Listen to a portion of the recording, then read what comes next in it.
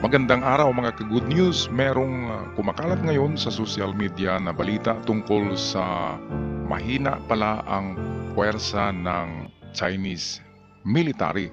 Kagaya na lamang ng kumakalat ngayon nag-viral na video tungkol sa kanilang missiles na ginagamitan ng tubig at ng oil na ginagamit sa pagluto ng mga kakanin.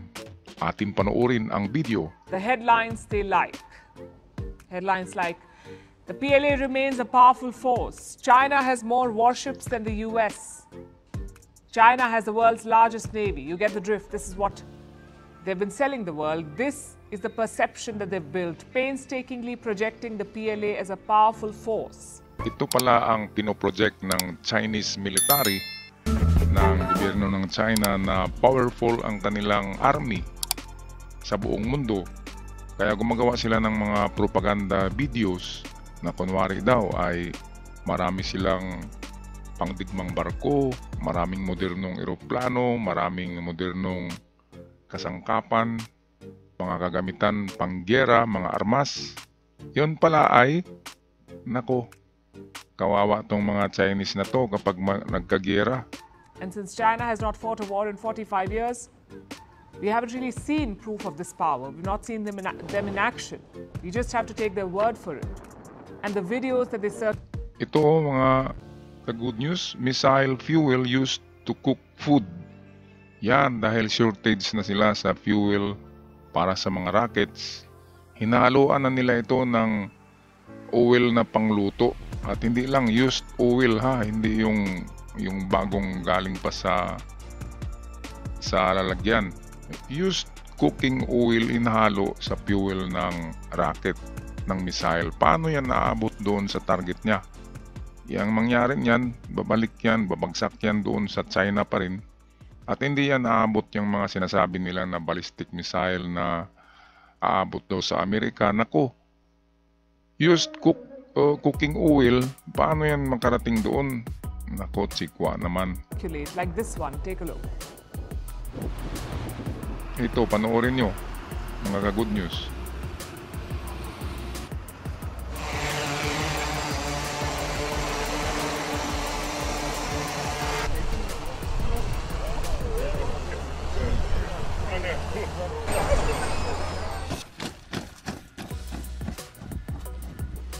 Dito sa bidyong ito ay pinalabas nila na itong super high-tech ang kanilang pag-supply ng pagkain sa trupa doon sa training. Tingnan nyo naman, mga drones ang naghatid ng pagkain. Pero yan pala ay totoo, mamaya makikita nyo sa video na hirap pala yung mga army dyan kasi kahit yung pangluto nila ay kumukuha na sila ng mga fuel sa sasakyan para gawing pangluto ng pagkain. At itong nakikita natin sa video, propaganda ito. Siguro meron silang mga 10 drone, mga nasa 15 or 12 pero hindi lahat ng sundalo ay masuplayan nila ng pagkain sa field gamit ang mga drones. Kaya ito lahat ay propaganda. You saw that. Drones for food delivery. Freshly prepared meals for soldiers delivered by drones. 2 years back, China was boasting about all of this. The PLA even showed off this app. What does it do? Ito, pinapakita pa na masarap daw yung pagkain. Pero sa totoo, noodles lang pala yung kinakain nila doon. Dito sa video nila sa propaganda ng kanilang PLA o People's Liberation Army ay nako, ang sarap-sarap po, ang daming putay. Pero sa totoo, noodles lang. Nako. Like Swiggy or Zomato, but for the Chinese military. The soldiers have a tablet. It's a food delivery app. They can use it to order fresh food and it gets delivered to their post wherever they're posted.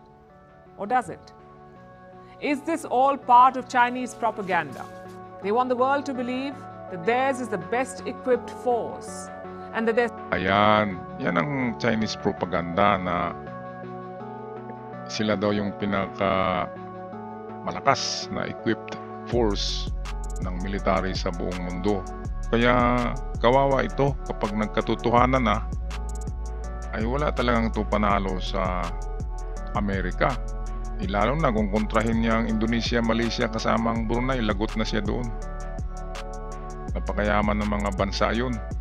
Kaya kung yun ang kanyang kalabanin, of course, kapag Taiwan ang kanyang tinira kasama ang Pilipinas, kasama na dyan ang Association of Southeast Asian Nations. Kaya think 100 times dyan sa inchik na yan na si Xi Jinping bago maggawa ng desisyon na maling-mali. Akalain mo noodles ang totoong pagkain ng army, kahit kape ay walang pang init ng tubig. Tapos mag-iisip pa siya ngayon ng ano, kahit pala yung mga pinaparada nila ng mga missiles, ang laman nung iba ay tubig ang fuel. Meron naman silang sagot na meron daw silang hydrogen cells na tubig lang ang ilalagay daw at mako-convert na yun sa fuel. Pero ang totoo nun, ang pinalabas na bidyong ito ay propaganda lamang. Soldiers have the best of everything from weapons to food supplies. But here's the other side of that story. Chinese soldiers stealing to make ends meet. Soldiers stranded without supplies, removing fuel from missiles to cook food. And I'm not the one saying this. A Chinese soldier is. He's given a tell-all interview and busted China's lies, shown the world the wide gap between China's propaganda and China's reality. Yan ang totoo. Ito yung sundalong yun na whistleblower na nagsasabi na nakawin pa daw nila yung fuel ng mga rockets para ipagluto sa kanilang pagkain. Kaya hindi totoo ang sinasabi na napakalakas ng Chinese military. Ito siguro tong taong ito na whistleblower, wala na ito ngayon. Sigurado ako, pinadukot na ito. So who is the soldier? His name is Yao Cheng. He served as a lieutenant colonel in the Chinese Navy. But in 2016, Yao fled China. He's believed to be living in the US now. Nasa US na pala ito kaya naging whistleblower na si Yao Cheng. Isang Chinese Navy lieutenant na ayon sa kanya kapag nagluto sila kulang yung kanilang LPG, yung gasol, kaya kumukuha sila ng fuel sa mga missiles mismo at gawing pangluto. And he's revealed some embarrassing details. He says Chinese soldiers face serious shortages. They don't have the food supplies they need. So how do they survive? Yao says the soldiers cannibalize their military supplies. They drain fuel from rockets and use it to cook food. Ayan, paulit-ulit yan na sinasabi nitong ating anchor na ninanakaw na nila ang mga fuel ng rockets para gawing pangluto. At hindi totoong masarap ang mga pagkain ng Chinese military. Siguro ang opisyal masarap, pero yung nagtitraining, komunista kasi, kinukulong yan kapag hindi sasama sa training, kaya mapilitan ka talaga doon. Tingnan mo naman yung mga katawan ng mga army nila, parang mga ano lang, yung mga nagsasayaw na mga kabataan na ang papayat. Paano yan tatagal sa giyera? Kontra sa Amerikana, ako ang lalaki ng katawan ng mga Americans. Lalo na dito sa atin sa Pinas, ang titigas ng katawan ng mga Pinoy. Kaya huwag tayong matakot sa mga tsikwa na yan, mga propaganda lang yan sa kanila. Pero sa totoong bakbakan, iiyak na yan. Pakinggan natin muli ang ating kaibigang reporter. He said all of this in an interview. I have some quotes. And this is what he said. When I was in the military, we would drain fuel from aircraft fuel tanks for cooking, which burns green and has no smell at all. I would often go along to the armory and ask them for a small round piece of solid fuel when we wanted to have hot pot. This is what the soldier has said. And what does it tell you? Chinese soldiers cook their own food using stolen fuel. What about the fancy food deliveries? Is that a lie? Here's another myth that China loves propagating. The PLA is a well-funded military. It has abundant resources and all the money it needs. If you look at their budget allocations, you'd be inclined to believe it. In 2023, China's military budget was $224 billion, amongst the highest in the world. But apparently, China's military budget is inadequate. And the PLA whistleblower has confirmed this. He said some departments have no money whatsoever. Nako, ito pala lahat ay propaganda lang na sila yung pinakamalaking budget sa military.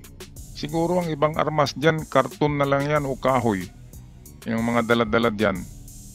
Nakikita nga natin sa ibang vlog na ang kanilang itong armor vest, yung bulletproof nila ay, yung iba dyan ay gawa lang sa mga karton, gawa lang sa tela para maganda lang tingnan yung kanilang army, pero yun pala, ang suot-suot nila na bulletproof ay hindi totoong bulletproof. At short na pala sa budget ang military ng China. Kaya kung napansin nyo sa ibang mga news, mga ka-good news, ay nawawalan na ng trabaho ang mga Chinese. Dahil dyan, maraming nagsara na kumpanya sa kanila dahil sa ginagamit lang sa giyera ang pera sa China. Yung pag-modernize nila ng military, billion dollars ang gasto nun. Kaya nababankrupt na ang China. At napansin natin ngayon sa YouTube, social media na nagiging, yung mga babae doon, nagiging mga tinatawag nila na influencers sa ating vloggers. Yung mga babae nagko-cosplay na, yung palaging nakasuot ng panty, nagyuyuga, nagpapanty, ganyan, nakahubad na, para maraming manonood sa kanilang YouTube at magkapera sila kasi wala nang trabaho doon sa China. Kunti na lang ang may trabaho.